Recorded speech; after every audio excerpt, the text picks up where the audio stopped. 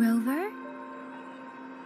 Ne znam koliko pratite, koliko igrate i koliko vam je stalo do online igara. Još sam nekako mlad i zelen u ovom YouTube životu i tek počinjem upoznavati vas, svoju publiku. Ja imam faze kad mi se igraju isključivo online igre i dok ih igram, mislim si zašto uopće igram išta drugo. Onda ih se zasitim nakon mjesec dana i uzmem neku igru koja ima fenomenalnu priču i gameplay poput, na primjer, Baldur's Gate 3 i sjetim se zašto. U tom trenutku se zapitam obrnuto, zašto ikada uopće igram online igre kad postoje fenomenalne single player igre. I to je jedan lijepi začarani krug kroz koji vaš narator stalno prolazi tokom godine. Mislim da se u ovom trenutku događaju velike stvari koje ne prati baš mnogo gamera, jer uostalom zašto bi? Mi samo želimo imati dobro iskustvo dok konzumiramo najdraži hobi. Radi se o zakonima vezanim za online igre i sve one divne monetizacijske stvari koje idu uz njih. Upravo sam odgledao par videa i pročitao neke članke, pa evo ukratko nešto o tome. Ovo bi stvarno mogao biti big deal. U svijetu video igara gdje su financijske prakse često neprozirne, EU je upravo povukla potez koji bi mogao uzdrmati temelje industrije. Na prvi pogled možda se čini kao još samo jedna regulacija, ali ono što se dogodilo ima potencijal da potpuno promijeni način na koji se igre monetiziraju i kako ih mi igrači doživljavamo. Sve je započelo kada je Europska unija najavila zakon o digitalnoj pravednosti. Zakon koji se fokusira na uklanjanje manipulativnih i štetnih praksi u digitalnim uslugama.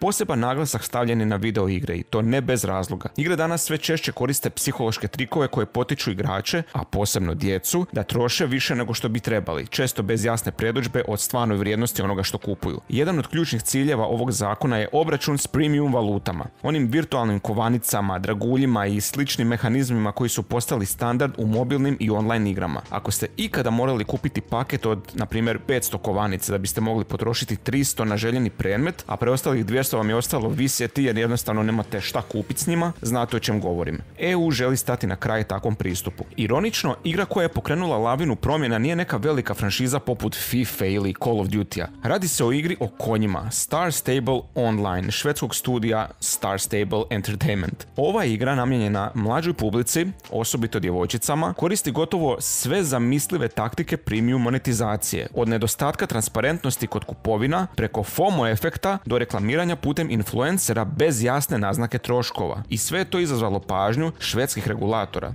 Rezultat, pokrenuta je službena istraga na razini cijele EU. Nalazi su bili dovoljno ozbiljni da su uključeni u širi europski okvir za zaštitu potrošača. I ne radi se više samo o jednoj igri, već o načelima koja bi se mogla primijeniti na sve igre koje koriste virtualnu valutu. Prema novim smjernicama, igrači bi trebali imati mogućnost kupiti točno onoliko virtualne valute koliko im je potrebno. Nema više prisilnih paketa s viškom koji zadržava višak novca u sustavu. Ili onih fora gdje nešto košta, na primjer, 120 coina, a ti u paketu možeš kupiti samo 100, pa onda radi uzmeš 200.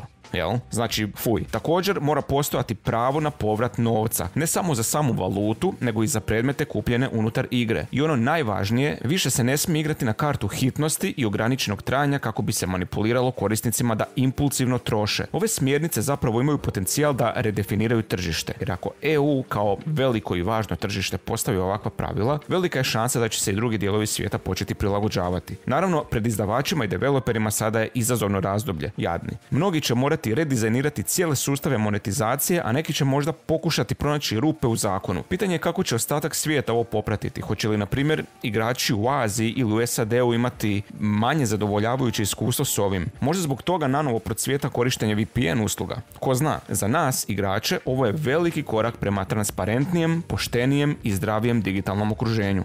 U konačnici, možda nije neka poznata AAA igra ta koja je započela ovu revoluciju, ali to uopće nema veze. Ako nas sve ovo dovede do čišćeg i poštenijeg gaming prostora, ko smo mi da se žalimo?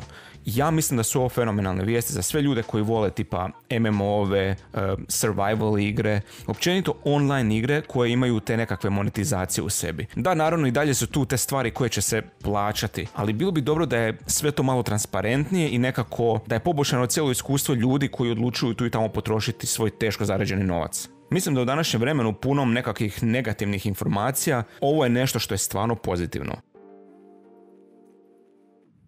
I eto nas, ko bi rekao da će jedna igra o konjima pokrenuti lavinu koja bi mogla preoblikovati čitavu industriju videoigara. Ono što se do jučer smatralo normalnim, skrivene cijene, manipulativni pop-upovi, valute koje se nikada ne mogu savršeno iskoristiti, sada je pod povećalom. Europska unija možda nije najuzbudljiviji igrač u svijetu gaminga, ali kada djeluje ozbiljno. I sad po prvi put imamo konkretne prijedloge i principe koji bi mogli natjerati izdavače da prestanu iskorištavati igrače, osobito one najmlađe. Ovo je trenutak koji budi nadu. Možda ćemo uskoro živjeti u svijetu gdje igre više neće biti dizajnirane da nas istisnu ko limun, već da nas zabave i da ipak možda potrošimo malo manje love, ako već namjeravamo trošiti.